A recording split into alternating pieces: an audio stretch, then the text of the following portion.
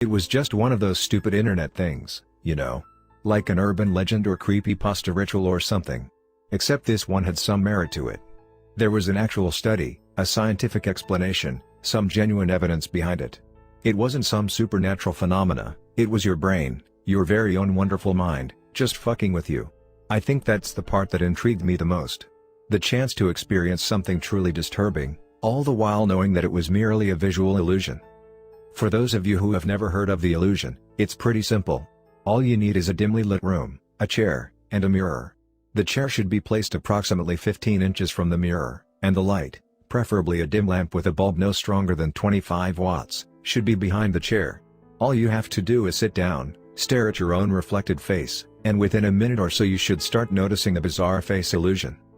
According to the study, there's a whole mixed bag of freaky shit you can expect to see: deformations in your own face, your parents' faces with changed traits, an unknown person's face, animal faces, even monstrous, demonic things. At the time I wasn't sure what I saw. But it fucked me up good. It took a while before I realized anything had happened at all. I guess maybe the changes were so gradual, so vague, that my eyes couldn't quite catch what was going on. But when I did notice, in that indescribable moment of horror, I instinctively kicked the mirror, fell back in my chair, and knocked over the lamp. The mirror fell on top of me, the lamp broke, and I was flailing on the floor, screaming hysterically. It took me hours to calm down, but I couldn't fathom why. I didn't even remember what I saw. My reflected face had been all shadowy and blurry, only vaguely familiar, kind of like a fuzzy memory. Then all of a sudden I must have seen something. Something bad. Something so shocking that my fight or flight instinct kicked in. So horrible that my mind locked the memory of it away. Whatever it was, I swore I'd never do it again. I tried it, it fucked me up, and I was ready to just move on from there. Find something else. Something safer. Maybe spend a night in a haunted house or something.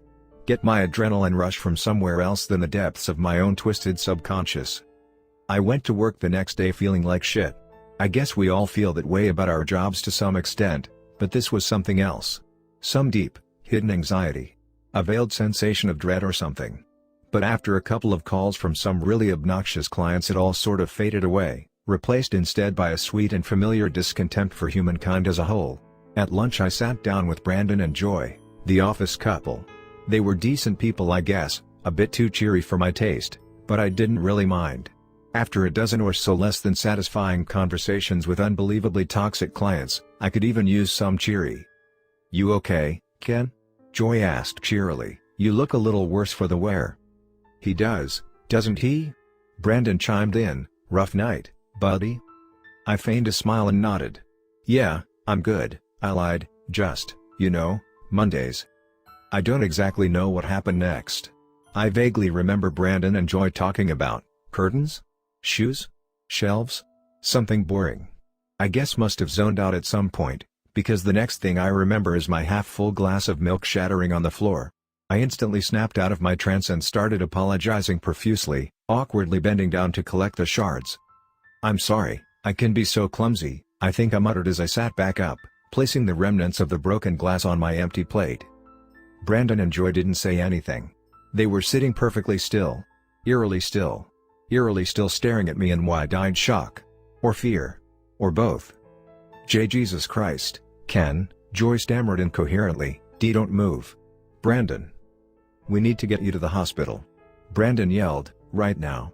I was confused, my gaze darting back and forth between the two of them.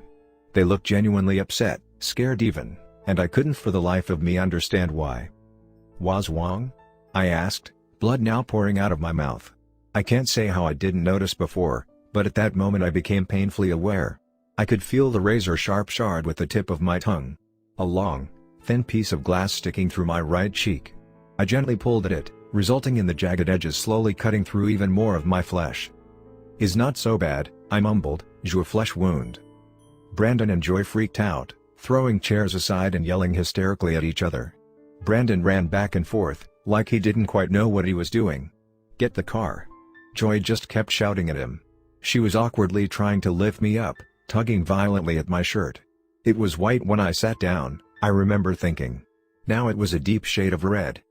At some point I just stood up and started walking, a frantic Joy at my side, trying her very best to steer me in the direction of the car. I tried to calm her down, smiling reassuringly when she asked me if I was okay, but it didn't really seem to help. The drive to the hospital was quiet and peaceful. Brandon and Joy were probably scared senseless, and I just found myself thinking about what had happened. There was no way it was an accident. Like, how? Did I bend down and scrape my face against the floor? No, there was only one explanation that made any sense. I must have stabbed myself. But I couldn't remember doing it. I couldn't remember anything. Whatever really happened, Brandon, Joy, and the doctors treated it like it was some freak accident. They didn't ask any questions, just did their best to comfort me and patch me up. There were a lot of stitches. Can't remember how many. There'd be a scar, though, they told me. Couldn't be helped apparently. They kept me in the hospital overnight. I guess they wanted to keep an eye on me or something. Brandon and Joy assured me they'd pick me up first thing in the morning. I'd be fine, they said. I just shrugged and smiled. I would have thanked them, but I had a hard time moving my mouth. I slept fairly undisturbed. There were some weird dreams, but nothing too extreme, and I woke up in a rather dazed state staring at a bowl of cereal neatly placed on a tray next to my bed. I was quite famished, so I immediately emptied it, munching happily on the squishy contents of it. Squishy. Sure, in retrospect it doesn't sound right at all. It didn't taste right either. That's the weirdest part, I think. I mean, I was munching away happily, all the while thinking this shit tastes horrible. And the texture of it, I don't know, it was like chewing on a leathery egg, filled with vile, rotten liquid. But I didn't stop. Not until the nurse came in, dropped her tray, and started screaming bloody murder. I instinctively spat it out. It sort of rolled unsteadily on the floor for a while, before settling rather poignantly by the feet of the hysterical nurse. A half-chewed human eyeball. My half-chewed eyeball. I don't know if I recognized it, or if it was the pain, or the fact that I was half-blind that tipped me off, but as soon as the realization hit me, I completely lost it, and all these strange, erratic thoughts started going through my head. How did it happen? Why did I eat my own eyeball? What did it taste like? Was it as bad as pineapple on pizza? Would I eat it again given the opportunity? The nurse wouldn't stop screaming. I couldn't stop screaming. I stumbled down from my bed, backing away from the nurse and the eyeball rapidly. It was staring right at me. Judging me. Loathing me. Hating me. It was the last thing I saw before I lost balance and tumbled clumsily out of the open window.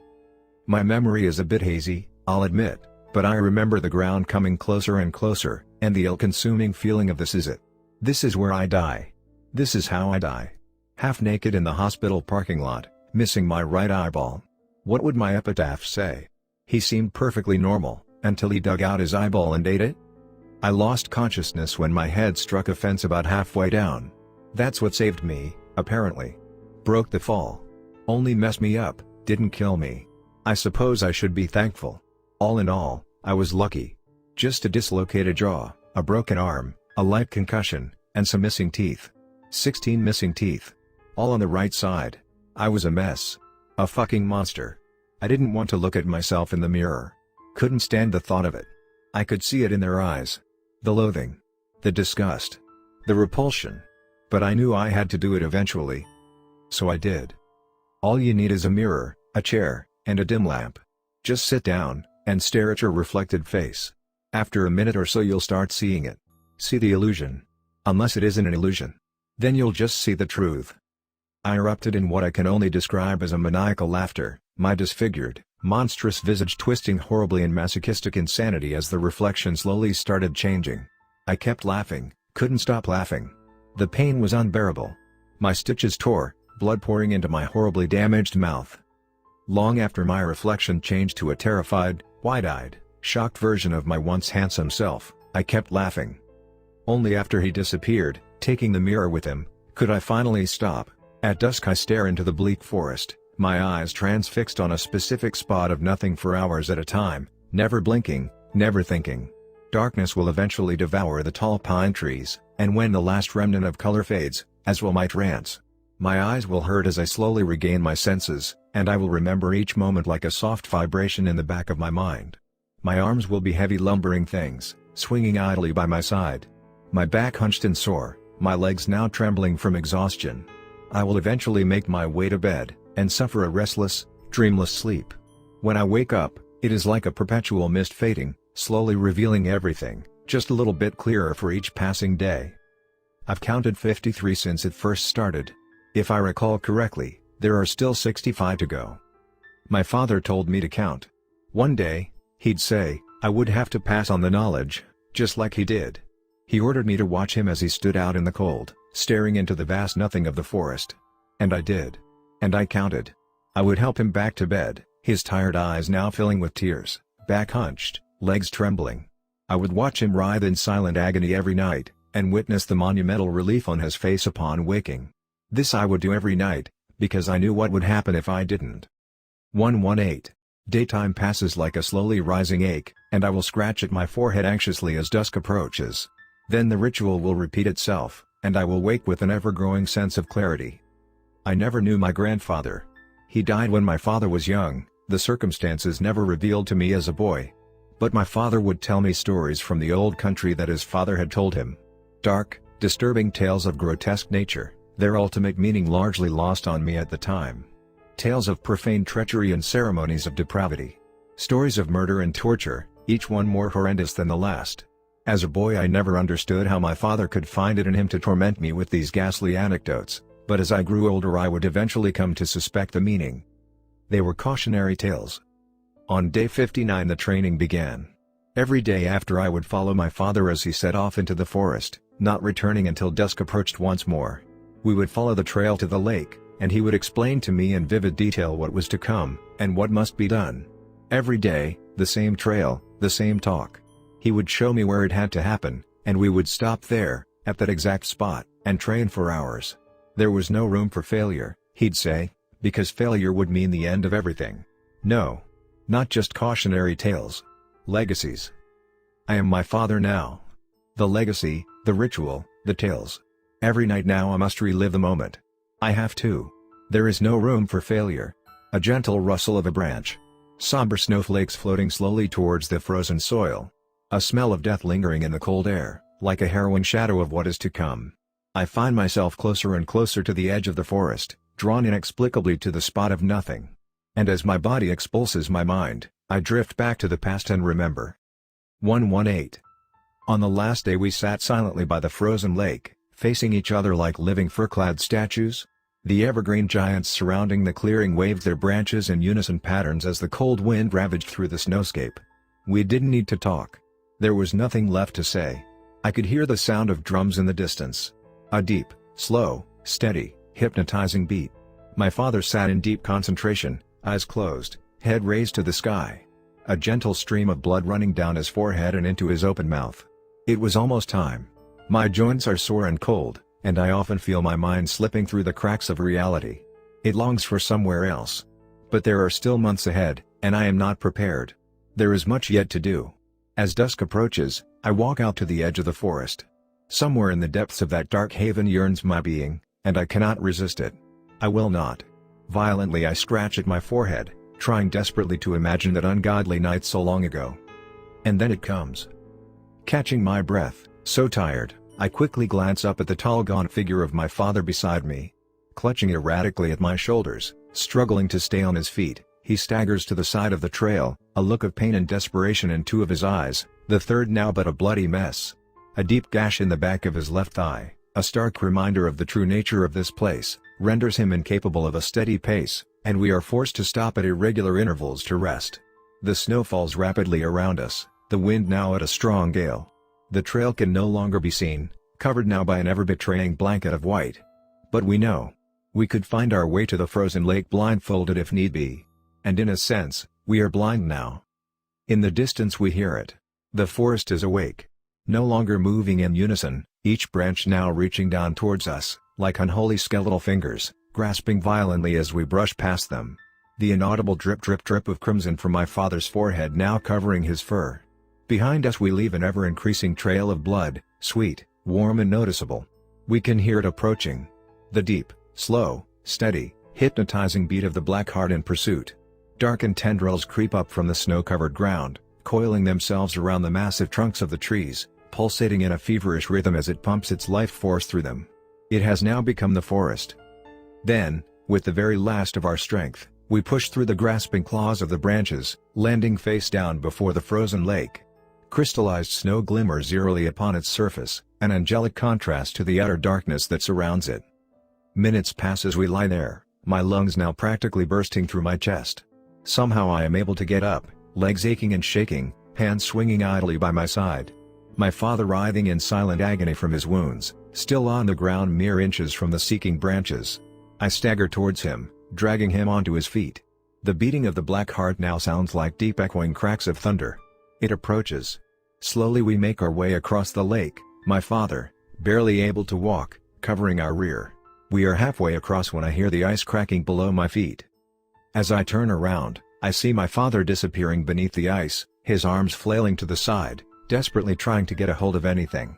Adrenaline pumps through me again, and I muster enough strength to rush towards the gaping hole in the lake, grabbing hold of his arm just before he is lost to the depths.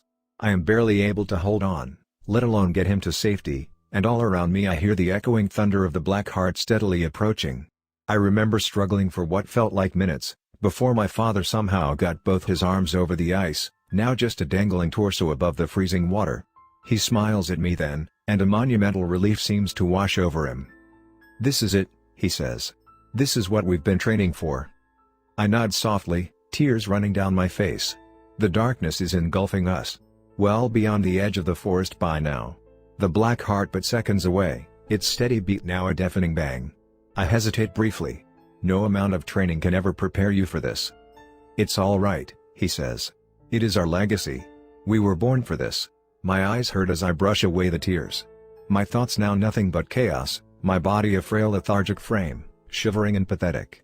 But his smile comforts me, brings me strength, resilience. I nod again, this time firmly, and carefully circle around to his back. The darkness now surrounds us, tendrils slithering along the snow, inching ever closer, the black heart just moments away. I grab my father by the head, hunching down I kiss him gently where the third eye once was. Slowly I unsheath my hunting knife, letting it rest momentarily by his left ear. I stare into the blackness, and within the swirling amorphous mass I can see it. A specific spot of nothing. The black heart of the woods. Through gritted teeth I snarl at it, curse it, hate it, and with a swift move of precision, only made possible through months of tireless training, I slit my father's throat from ear to ear. This burden, legacy, I have carried with me all my life. I knew the day would come when the knowledge must be passed on. And so I have spent a lifetime preparing for it. My family brought the thing with them when they left the old country. A dark stowaway, a halfway forgotten remnant of the ancient ways. It cannot live here, you see. It cannot survive on its own. It will devour everything, unsatisfied, hungry, forever dying, mad and alone. We brought it here, and so we must be the keepers. Whenever it awakes, we must call for it, lure it back to its makeshift prison, before it ascends to its old godlike self. On the eve of its return we must sacrifice unto it one of our own, and watch them both sink to the bottom of the lake. A son must murder the father. These are the rules of old. I stagger weakly back from the edge of the forest, heading towards the porch, my son by my side, supporting me as best he can. We have been here for the better part of a year now, ever since I took him from his mother. She can never know why. My son, now 12, understands this. It took a few months, but I shared with him the tales of the old country, and slowly he began to accept. But I have yet to tell him everything. In a few days we will walk the trail to the frozen lake. And we will begin the training. And I will tell him at last. 118 days from the first dusk you must be ready. Ready to cut my throat.